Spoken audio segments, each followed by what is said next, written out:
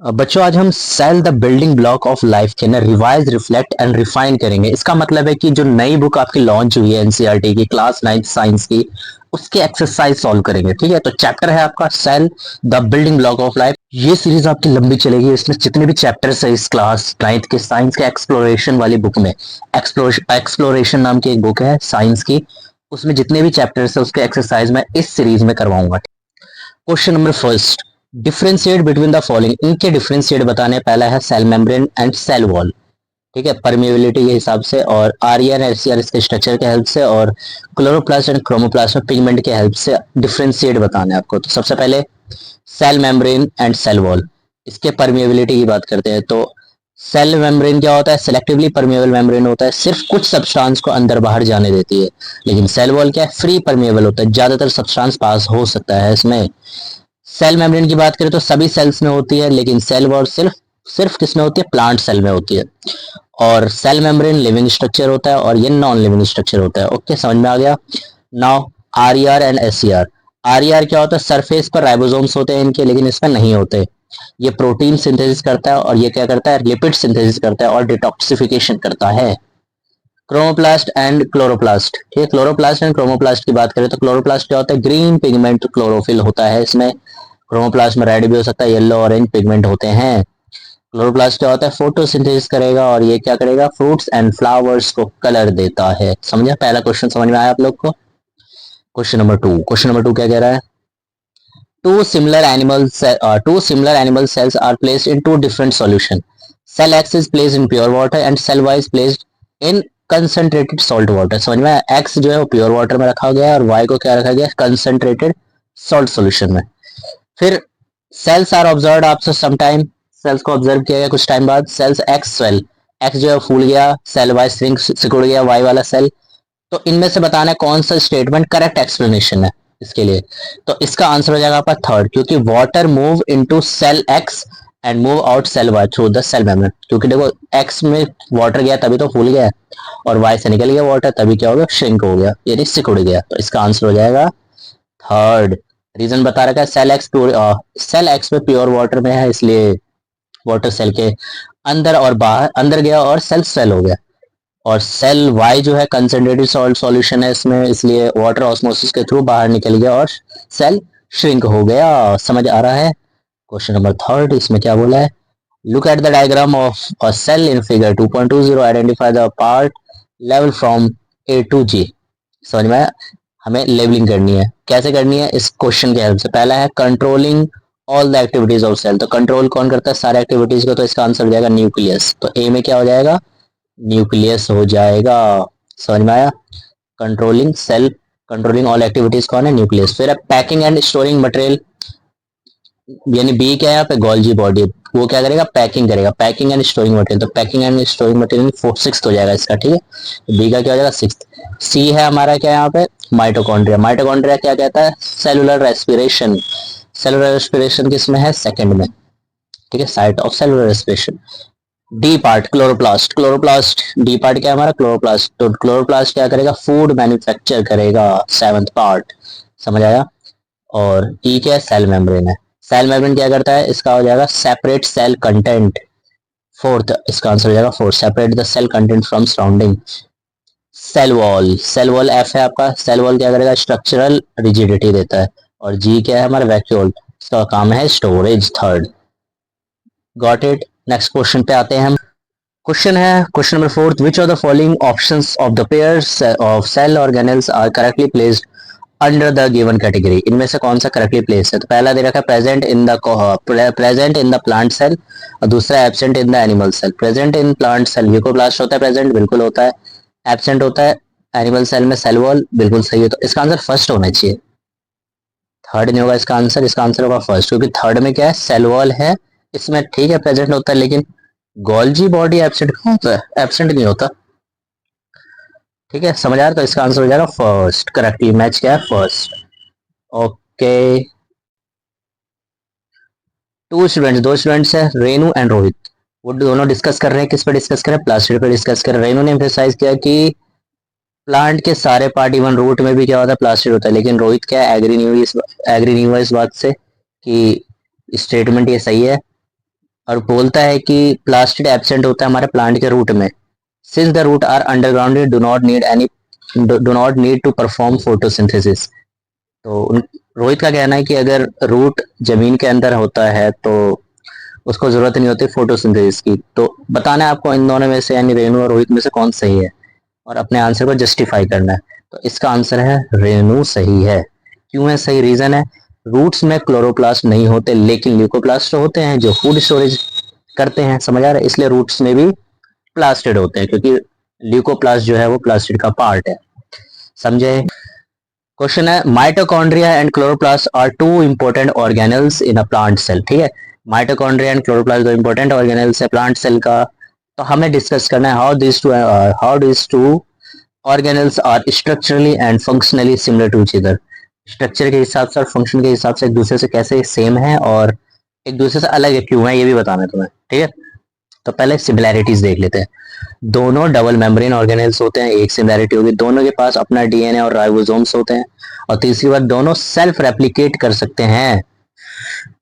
Okay, now difference की बात कर लेते हैं। तो माइटोकॉन्ड्रिया और क्लोरोप्लास्ट। माइटोकॉन्ड्रिया जो है रेस्पिरेशन करता है, क्लोरोप्लास्ट फोटोसिंथेसिस करता है। माइटोकॉन्ड्रिया सभी यूकैरियोटिक सेल में होते हैं लेकिन क्लोरोप्लास्ट सिर्फ प्लांट सेल में होता है। माइटोकॉन्ड्रिया एटीपी बनाता है लेकिन क्लोरोप्लास्ट क्या बनाता है? ग्लूकोज बनाता है। Question number 7, which of the following pairs of cell organelles contains DNA. इनमें से डीएनए किसमें होता है? तो डीएनए होता है भाई माइटोकॉन्ड्रिया एंड न्यूक्लियस में, बाकियों में नहीं होता। मतलब पेयर्स में नहीं होता। ठीक है, न्यूक्लियस में होता है लेकिन लाइसोम में नहीं होता। तो हमें तो पेयर बताना था, तो इसका आंसर हो जाएगा सेकंड। ठीक है, mitochondria and nucleus in both organelles में होते हैं। ठीक है, नेक्स्ट सवाल। क्वेश्चन क्या है? A researcher carried out an experiment in which she took two carrots of similar size. दो गाजर लिए उन्होंने सिमिलर साइज का एक्सपेरिमेंट करते वक्त। सी प्लेस वन कैरेट इन प्लेन वाटर, एक प्लेन वाटर में रख दिया और दूसरा concentrated salt water salt solution में रख दिया गाजर को। 24 घंटे बाद क्या हुआ? आफ्टर 24 आवर्स सी रिकॉर्डेड हर ऑब्जर्वेशन। उन्होंने कुछ ऑब्जर्वेशन देखा हुआ। तो पहला क्वेश्चन है इसके अंदर, what hypothesis does she want to test through this experiment. हमें बताना है कि इस एक्सपेरिमेंट से उसको कौन सा हाइपोथेसिस मिला था। हाइपोथेसिस सिंपल सा है, ऑस्मोसिस के कारण वाटर का मूवमेंट होता है। ठीक है, दूसरा है what would you suggest for the improvement of this experiment. इस एक्सपेरिमेंट के इम्प्रूवमेंट के लिए क्या सजेशन दोगे? तो इम्प्रूवमेंट के लिए है सेम साइज कैरेट यूज करना है आपको, सेम अमाउंट ऑफ सॉल्यूशन ही लेना है आपको, टेम्परेचर सेम रखना है और रिपीटेड एक्सपेरिमेंट करना है आपको, रिपीट करना है एक्सपेरिमेंट को, तभी हो सकता है। थर्ड पूछा है why does the carat in plain water stay stiff and crunchy but the carat in concentrated salt solution become rubbery and limbs.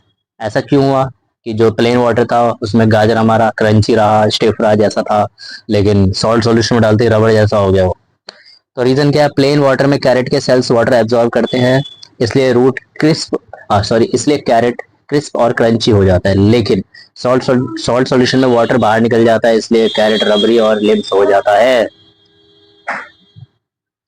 Question number 9, indicate the indicate the presence or absence of following structure in bacterial in and animal cell। तो chromosomes होते हैं bacteria में, yes होता है। Animal cell में भी होता है। न्यूक्लियस नहीं होता बैक्टीरिया में और एनिमल में होता है। माइटोकॉन्ड्रिया नहीं होता, एनिमल में होता है। गोल्जी बॉडी यानी गोल्जी कॉम्प्लेक्स बैक्टीरिया में नहीं होता, एनिमल में होता है। क्रोमोप्लास्ट बैक्टीरिया में नहीं होता और एनिमल में भी नहीं होता। ठीक है, आ रही है क्वेश्चन नंबर 10 की। क्वेश्चन नंबर 10 में क्या बोला है? Carry out the following experiment. हमें इस एक्सपेरिमेंट को कैरी आउट करना है। Take 4 peeled potato halves. 4 आधे कटे हुए आलू लेना है तुम्हें। पील्ड होने चाहिए मतलब उसके छिलके निकले हुए होने चाहिए। And scoop each one out to make potato cups. उनमें से बीच के ना सारी चीज़ें निकाल देनी है ताकि वो पोटैटो का कप बन जाए। उनमें क्या करना है फिर, एक में और one of this cup should be made from a boiled potato. उनमें से एक ना बॉयल्ड पोटैटो का होना चाहिए। Place each of the cup in a beaker containing water. फिर उसको बीकर में डाल देना है जिसके अंदर पानी है। अब तुम्हें क्या क्या एक्सपेरिमेंट करने हैं? कीप कप ए एम्प्टी। पहला वाला जो कप है उसको खाली रखना है। तो बी वाले कप में क्या करना है? 1 टेबल स्पून शुगर डाल देना है। सी वाले में एक टीस्पून सॉल्ट दे देना है। और डी वाले में क्या करना है? Add 1 teaspoon sugar in the boiled potato in the cup D. समझ आया? तो ये सब करना है आपको। फिर हमें ऑब्जर्व करना है। पहला क्या लिखा है, observe the 4 potato cups at least 2 hours and answer the following question. 2 घंटे तक ऑब्जर्व करना है जो भी तुमने आलू वगैरह में चीनी नमक जो डाले थे, ठीक है। तो इसमें पहला सवाल पूछा है कि explain why water gathers in the hollowed portion of cup B and cup C. तो कह रहे कि जो कप बी था और कप सी था, कौन कौन से कप बी और कप सी, तो उसमें जो खाली जगह थी उसमें पानी क्यों इकट्ठा हो गया, गैदर क्यों हो गया। तो इसका सिंपल सा रीज़न है, तो कप बी और कप सी में शुगर या सॉल्ट कंसनट्रेशन ज़्यादा होती है। समझ में आया, कप बी और कप सी में क्या शुगर सॉल्ट कंसनट्रेशन ज़्यादा होती है, तो वाटर ऑस्मोसिस के थ्रू पोटैटो से होलो पार्ट में आ जाता है। समझ में आ गया, ऑस्मोसिस के थ्रू होता है ये, क्लियर है।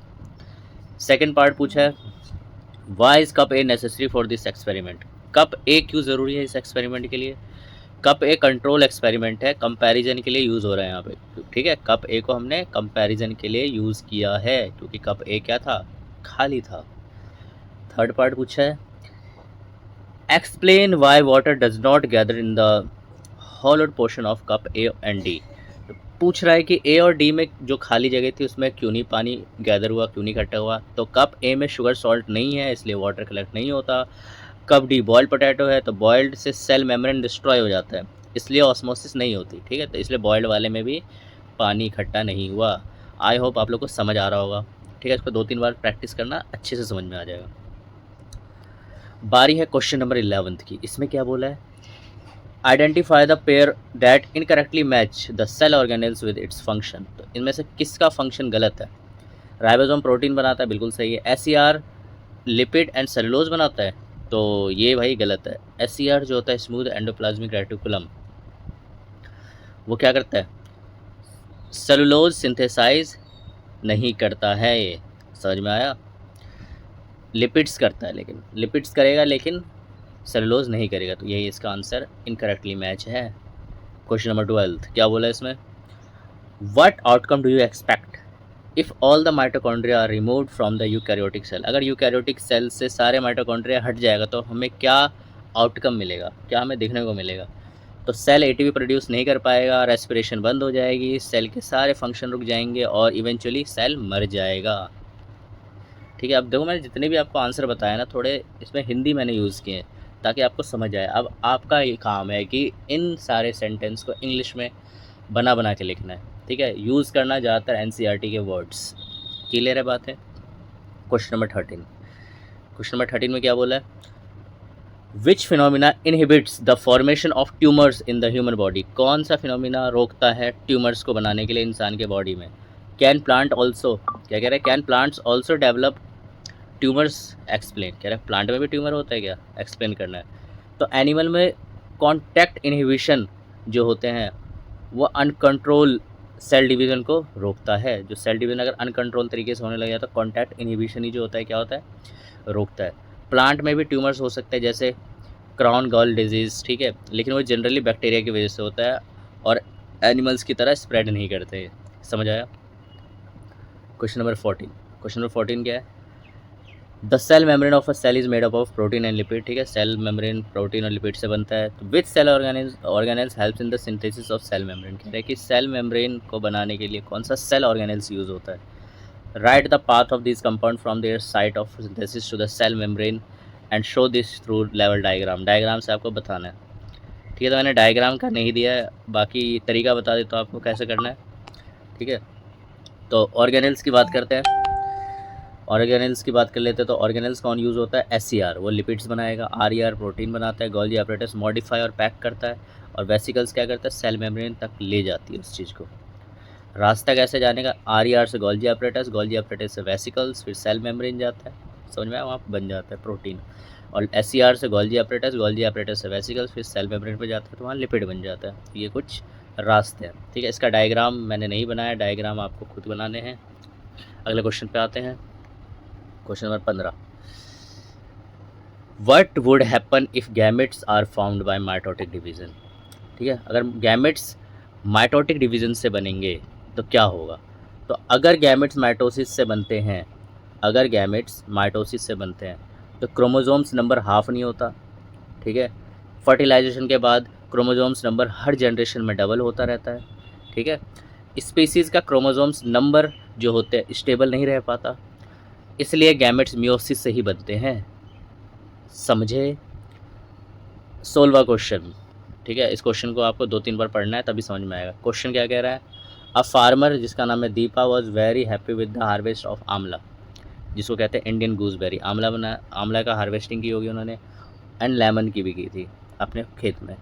However she could sell only 1/4 of the produce in the local market. जितने भी उन्होंने प्रोड्यूस किए उनमें से 1/4 ही उन्होंने क्या किया, बेच पाई थी।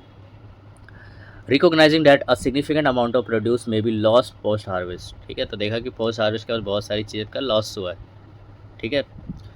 She employed a traditional yet scientifically sound method to extend the shelf life of amla and lemon. तो कह रहे हैं कि अब ये जो आंवला बच गया, ख़राब ना हो, उसके लिए उन्होंने क्या किया, कुछ साइंटिफिकली मेथड यूज़ किए।